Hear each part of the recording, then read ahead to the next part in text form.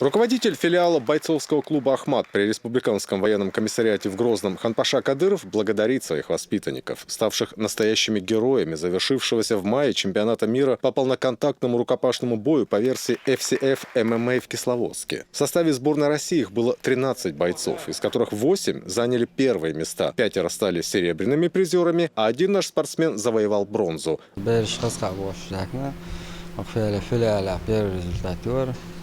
خاصة أبور وفي الأحمر من خاصة أبور شلون ستيرس هو دلنيش وي كذا قاوي قدر بوب ده ده بيركل مثلا درس وشنا.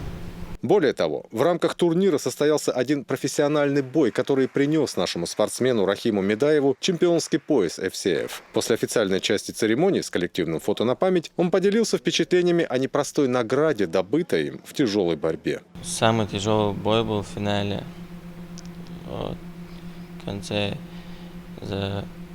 когда минута осталась, так получилось, что треугольником выиграл. Алхамдулиллах, по воле Аллаха выиграл. Тренер молодых воспитанников филиала бойцовского клуба «Ахмат» Сайфулла Якубов говорит, что ему удалось создать вполне боеспособную дружину. В ходе турнира в Кисловодске он довел до ребят основные установки, позволившие им выступить успешно, хотя временами, признается он, весьма сильно переживал за исход выступления своих подопечных на мировом первенстве. Уж очень высоким был накал боев.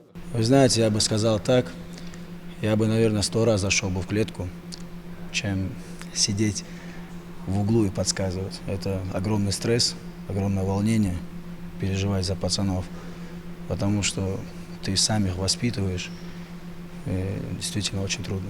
Как бы то ни было, но после триумфального мирового первенства наши атлеты на лаврах почивать не намерены. Руководство и тренерский штаб филиала бойцовского клуба «Ахмат» при Республиканском военном комиссариате ставят четкие цели и задачи на ближайшую перспективу. И хочется верить, что и пояс Рахмана Медаева, как и награды его товарищей, пополнят коллекцию трофеев филиала. Валид Генаев, Султан Умаров, Дени Хавхаров и Тимур Саратов. Новости.